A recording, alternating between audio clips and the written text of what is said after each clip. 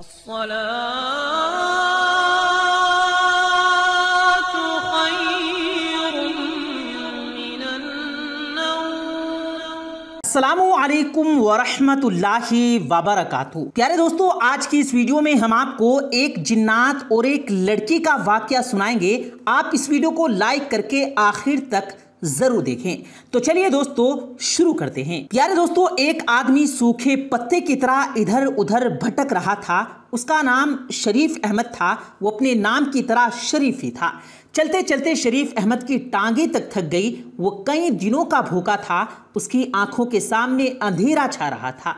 कल से उसके हलक में पानी का एक कतरा भी नहीं गया था। अचानक उसकी आंखों के सामने अंधेरा छा गया और वो लड़खड़ाता हुआ जमीन पर गिर गया। जमीन पर गिरते हुए उसे हैरत हुई, क्योंकि कमीने आदमी को गिरने के लिए बहुत जगह मिलती है, मगर शरीफ और ईमानदार आदमी को गिरने के लिए भी पाक और साफ जगह चाहिए होती है। वो जहां गिरा था वो एक दरवाज़ा था। शरीफ अहमद दरवाज़ा पकड़कर खड़ा हुआ। उसने सर उठाकर दरवाजे की तरफ देखा तो वो एक मस्जिद का दरवाजा था, मगर उस दरवाजे पर बड़ा सा ताला लगा हुआ था। शरीफ अहमद की हालत बहुत बुरी थी। भूख की वजह से बुरा हाल था। ऐसे वक्त में आदमी सिर्फ और सिर्फ रोटी का सोचता है, मगर वो तो सच्चा और शरीफ आदमी था, पक्का मुसलमान था। उसने मस्जिद के दरवाजे को हैरत से देखा और सोचने लगा, ये दरवाज़ा क्यों बंद है? ज़ोहर की नमाज का वक्त हुआ जाता है, नमाजी आखिर कहाँ हैं? इतने में किसी ने शरीफ अहमद के कंधे पर हाथ रखा और पूछा, कौन हो भाई? तो शरीफ अहमद ने जवाब दिया, मैं तो अल्लाह का एक आजिज बंदा हूँ। उस आदमी ने कहा, हुलिये से तो तुम मौलवी मालूम पड़ते हो। शरीफ अहमद ने जवाब दिया, नमाज पढ़ाना तो एक सादत की बात है। उसने पूछा, क्या नाम है तुम्हारा? तो शरीफ बोला, मेरा नाम शरीफ अहमद है। तो उस आदमी ने कहा, मेरा नाम खुदा बख्श है। मस्जिद के साथ वाले मकान में रहता हूँ और इस गाँव की पंचायत का सरपंच भी हूँ। तो शरीफ ने पूछा, भाई खुदा बख्श, ये मस्जिद क्यों बंद है? यहाँ नमाज क्यों नहीं हो रही? ज़ोहर का वक्त हुआ जा रहा है। उसने कहा, क्या पूछते हो मौलवी साहब, एक हफ्ते से मस्जिद बंद है। यहाँ जो मौलवी पहले नमाज पढ़ाया करते थे, उसे उसकी एक हरकत की वजह से निकाल दिया गया। उस आदमी ने कहा, क्या आप हमारी मस्जिद में नमाज पढ़ा दिया करेंगे? तो शरीफ अहमद बोला, हाँ ज़रूर, क्यों नहीं। आप मुझे बस एक गिलास पानी पिला दें। ज़ोहर का वक्त हुआ जा रहा है, मैं अज़ान देकर नमाज का ऐलान कर दूंगा। तो वो आदमी जिसका नाम खुदा बख्श था, उसने कहा, आपके चेहरे से लग रहा है आप कई दिनों से भूखे हैं। पहले आप रोटी खा लीजिए, फिर अज़ान दे दीजिएगा। शरीफ अहमद बोला, नमाज पढ़ने पढ़ाने के लिए रोटी की नहीं, ईमान की जरूरत होती है। मैं नमाज पढ़ने के बाद ही रोटी खाऊंगा। खुदा बख्श ने अपनी जेब से चाबी निकाली और मस्जिद का दरवाज़ा खोल दिया। दरवाज़ा खोलते ही शरीफ अहमद मस्जिद के अंदर दाखिल हुआ। इतनी देर में खुदा बख्श एक गिलास में पानी लेकर आ गया। शरीफ अहमद ने फर्श पर बैठकर पानी पिया। उसके बाद वजू किया और अजान की आवाज़ जैसे ही गांव में गूंजी तो गांव के कई लोग नमाज पढ़ने के लिए मस्जिद की जानिब चल दिए। शरीफ अहमद की आवाज़ में एक सोच था। उसकी अजान गांव के हर शख्स के दिल में उतरती जा रही थी। अजान पूरी होने तक कई नमाजी मस्जिद के सहन में जमा हो चुके थे। सब लोगों ने नए मौलवी की आमद पर खुशी का इजहार किया। गांव के लोगों ने ये बात ख़ास तौर पर महसूस की कि नया मौलवी जवान है, मगर बहुत कमज़ोर है। जवान होने के बावजूद नवे मौलवी की आंखों में शर्म है। नमाज पढ़ने के बाद खुदा बख्श ने अपने घर से खाना लेकर आया। शरीफ अहमद के सामने खाना रख दिया। शरीफ अहमद ने सबसे खाने के लिए पूछा, लेकिन सब ने कहा कि हम घर से खाना खा कर आए हैं। ये सुनकर शरीफ अहमद ने बिस्मिल्लाह पढ़कर खाना शुरू कर दिया। कई दिन बाद उसे खाना मिला था, लिहाजा हर निवाला उसके हलक में फंसा जा रहा था। खुदा बख्श बोला, मौलवी साहब, मस्जिद के साथ एक कमरा बना हुआ है, आप वहाँ रह सकते हैं। शरीफ अहमद बोला, मैं मस्जिद में नमाज पढ़ने के अलावा बच्चों को कुरान पाक भी पढ़ाऊंगा, उनको दुनियावी तालीम भी दूंगा। खुदा बख्श ने जवाब दिया, माशाअल्लाह, अल्लाह आपको जज़ाए खैर दे। खुदा बख्श के जाने के बाद शरीफ अहमद कमरे में गया और जैसे ही खिड़की खोली तो फ़ौरन उसे बंद कर दिया, क्योंकि खिड़की की तरफ से खुदा बख्श के घर का सहन साफ साफ नजर आ रहा था और वहाँ एक जवान लड़की सहन में झाड़ू दे रही थी। जैसे ही शरीफ अहमद ने खिड़की खोली तो उसकी नज़रें भी लड़की से टकरा गई। लिहाजा घबरा कर शरीफ अहमद ने खिड़की को बंद कर दिया। खिड़की बंद करके बिस्तर पर आ गया। नींद से उसकी आंखें बंद हो रही थी। जैसे ही उसने आंखें बंद की तो अचानक से वो उठ गया।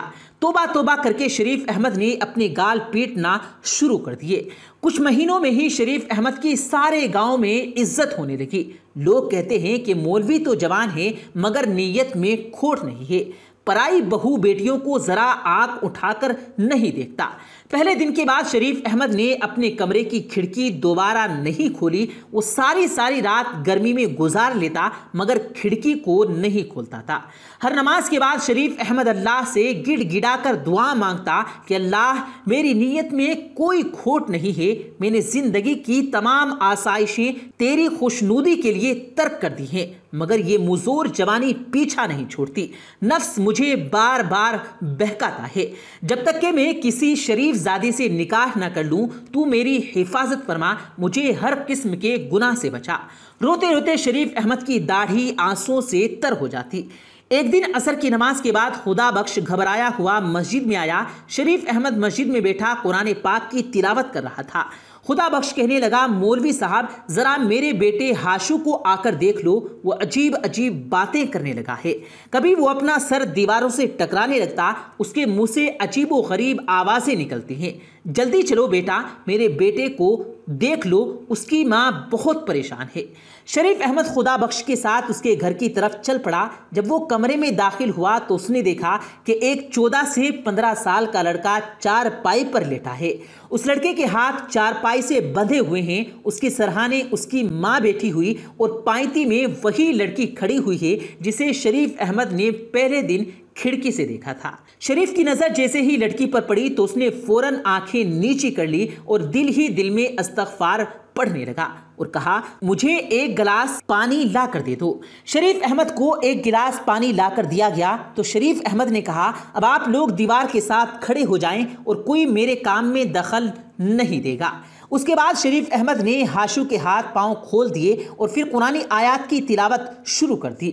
शरीफ अहमद ने ऊंची आवाज़ में कुरान मजीद की तिलावत शुरू कर दी।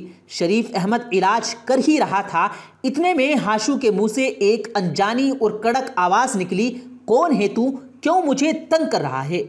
शरीफ अहमद ने कहा, तू कौन है और इस बच्चे को क्यों तंग कर रहा है?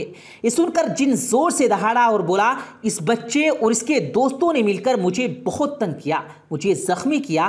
तो शरीफ बोला, इस बच्चे ने तुम्हें कैसे तंग किया है, कैसे जख्मी किया?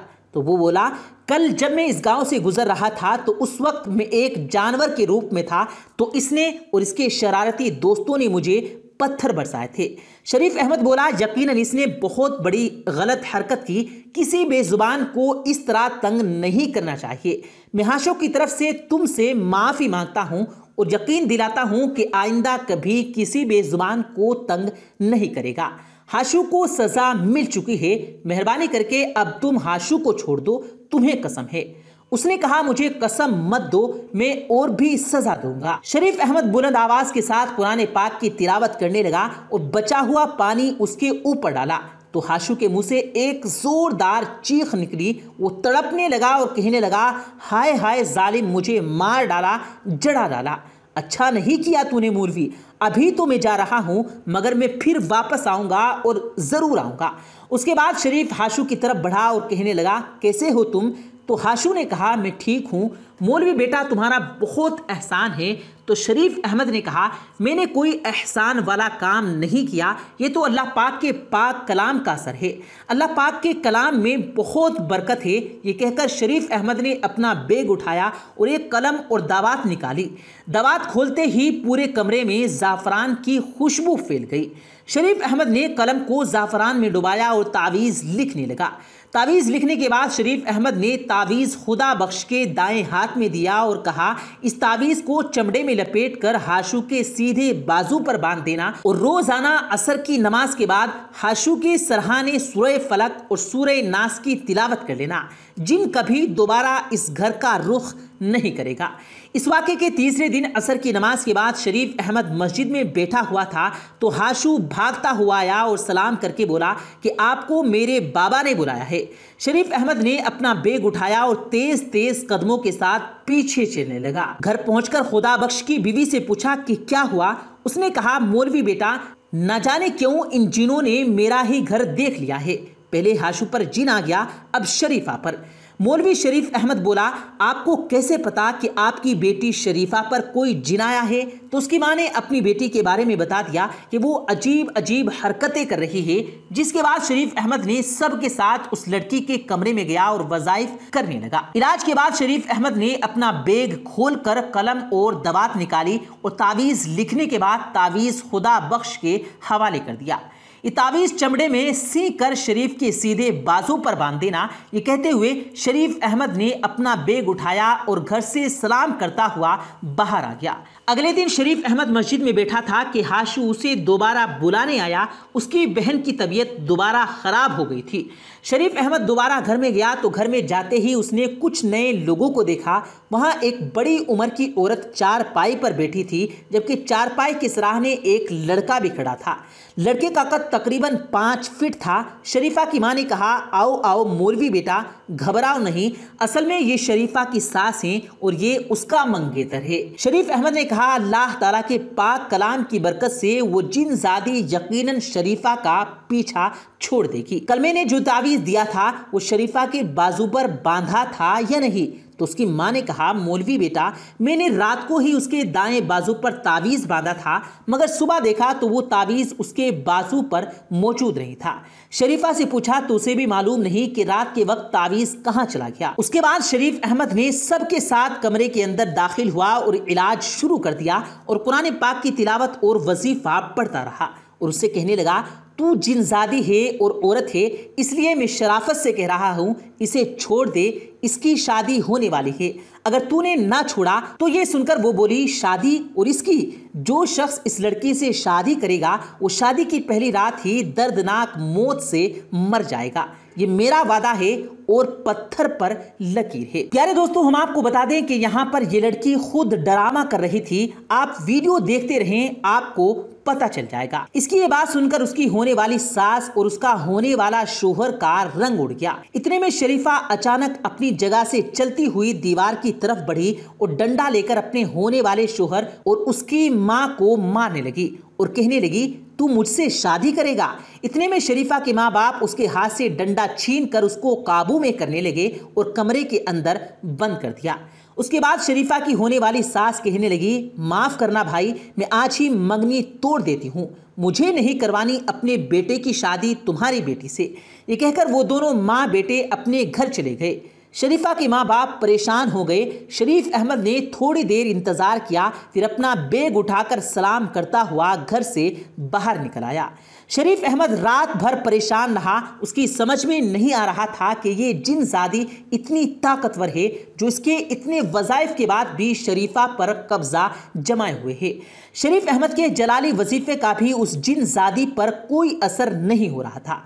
प्यारे दोस्तों, हम आपको यहाँ पर बता दें कि शरीफा पर किसी जिनजादी का कोई असर नहीं था, वो तो बस ड्रामा कर रही थी। अगली सुबह शरीफ अहमद बच्चों को कुरान मजीद पढ़ा रहा था कि अचानक हाशू भागता हुआ आया और कहा, मौलवी साहब जल्दी चलो, उसकी बहन की तबीयत फिर से खराब हो गई थी।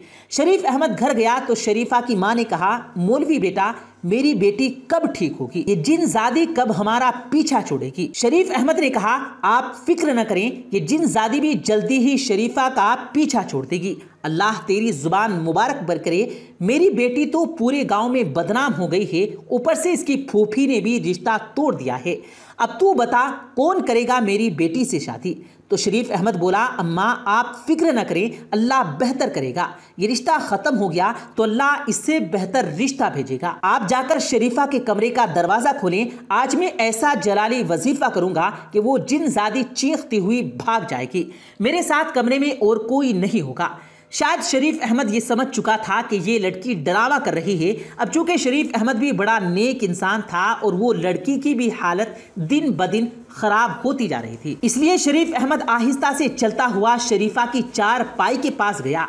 शरीफा चारपाई पर बेटी हिल हिल कर हक अल्लाह का विर्द कर रही थी। शरीफ अहमद चारपाई के पास पहुंचकर रुक गया। थोड़ी देर तक शरीफा को देखता रहा और फिर आहिस्ता आवाज में बोला, शरीफा, ये नाटक अब तुम बंद कर दो, तुम्हारे ऊपर कोई जिन्नजादी नहीं है। शरीफ अहमद की बात सुनकर शरीफा खामोश हो गई। उसने अपना सर ऊपर किया और शरीफ अहमद को घूरने लगी। तो तुम्हें पता चल गया कि मैं ड्रामा कर रही हूँ? शरीफ अहमद ने कहा, हाँ मुझे पता चल गया। और तूने अपनी आंखें कैसे लाल की हैं? तो शरीफा ने कहा, मैंने ग्लिसरीन डालकर अपनी आंखें लाल कर रखी हैं। शरीफ अहमद ने कहा, तेरे इस नाटक की वजह से तेरे माँ बाप कितने परेशान हैं। शरीफा बोली, मुझे अफसोस है इस बात का, लेकिन मैं मजबूर थी, मैंने रिश्ता तोड़ने के लिए ये नाटक किया। शरीफ अहमद कहने लगा, तुझे ये रिश्ता क्यों मंजूर नहीं था? तो वो लड़की कहने लगी, मेरा इसके साथ कोई जोड़ नहीं था। तो शरीफ ने कहा, अगर तुझे ये रिश्ता मंजूर नहीं था तो सीधे सीधे इनकार कर देती, इतना नाटक करने की क्या ज़रूरत थी? शरीफा बोली, मेरा रिश्ता उस वक्त हो गया था जब मैं झोले में थी और शादी के वक्त मुझसे नहीं पूछा जाना था। मैं 10 जमात पास हूँ और इसने तो स्कूल की शक्ल तक नहीं देखी है। तो शरीफ अहमद कहने लगा, लेकिन अब तेरा क्या होगा? तुझसे कौन शादी करेगा? आसपास हर जगह पर तू मशहूर है कि तू आसेब ज़दा है। ये सुनकर शरीफा सोच में गुम हो गई। उसने रिश्ता तोड़ने के लिए ड्रामा तो कर लिया था, लेकिन अब उसे कुछ भी समझ में नहीं आ रहा था। इतने में वो कहने लगी कि मुझसे शादी वो करेगा जिसे मालूम है कि मेरे ऊपर किसी जिन्नजादी का कब्जा नहीं है। शरीफ अहमद वाकई में शरीफ आदमी था। उसने कहा, क्या मतलब? तो वो लड़की कहने लगी कि या तो तू बहुत भोला है या फिर भोला बन रहा है। शरीफ अहमद ये कहने लगा कि इस बात का क्या मतलब है? सियानों ने सच ही कहा है कि औरत के मकरो फरेब से अल्लाह बचाए। शरीफ अहमद ने कानों को हाथ लगाते हुए कहा और अपना बैग संभाल कर कमरे से बाहर निकल आया। शरीफा की मां ने कहा, बेटा, क्या जिन्नजादी ने शरीफा का पीछा छोड़ दिया? तो शरीफ अहमद बोला, बहुत जल्द वो जिन्नजादी शरीफा का पीछा छोड़ देगी। शरीफा की मां परेशान हो रही थी कि उससे शादी कौन करेगा। फूफी ने उसका रिश्ता तोड़ दिया है। आसपास गांव में भी मशहूर है कि ये लड़की आसेब ज़दा है और दूल्हे को मार डालेगी। इतने में शरीफा की मां बोली, बेटा, तुझे तो सब कुछ मालूम है ना, तू मौलवी भी है तो इन चीज़ों से नहीं डरता। क्या तू करेगा मेरी बेटी से शादी? वैसे भी तू शादीशुदा नहीं है। ये सुनकर शरीफ अहमद ने कहा, मैं आपकी बिरादरी का नहीं हूँ, कहीं आपकी बिरादरी के लोग बुरा ना माने। माँ ने कहा कि इस मुश्किल वक्त में मेरी बिरादरी में मेरा कौन सा काम आ गया जो मैं बिरादरी का बुरा मानने का सोचूं? और फिर तू मुसलमान बंदा है, इस नाते तू मेरी बिरादरी का है। तो शरीफ अहमद ने कहा कि अगले गांव में मेरी खाला रहती हैं, उनसे मैं सुबह जाकर उन्हें ले आऊँगा, आप उनसे मेरी शादी की बात कर लेना। शरीफ अहमद ने अपनी रजामंदी जाहिर करते हुए जवाब दे दिया। तो दोस्तों, देखा आपने, बाज़ मरतबा जिन्नात का असर असलियत में भी हो जाता है और बाज़ मरतबा लोग किसी ना किसी काम की वजह से ड्रामा करते हैं, जैसा कि इस लड़की ने अपनी शादी तुड़वाने के लिए ड्रामा किया था। क्या है दोस्तों, ये थी हमारी आज की वीडियो। उम्मीद है आपको पसंद आई होगी। वीडियो पसंद आने की सूरत में इसे लाइक कीजिएगा और अपने दोस्तों के साथ ज़रूर शेयर कीजिएगा। और मज़ीद इसी तरह की वीडियोस पाने के लिए हमारे यूट्यूब चैनल को सब्सक्राइब करके साथ में लगे बेल आइकन पर ज़रूर क्लिक कीजिएगा, ताकि मज़ीद अपलोड होने वाली वीडियोज़ का नोटिफिकेशन बर वक्त आप तक पहुँचता रहे। मुझे दीजिएगा इजाज़त, मिलते हैं फिर एक नई वीडियो के साथ। तब तक के लिए अल्लाह हाफिज़।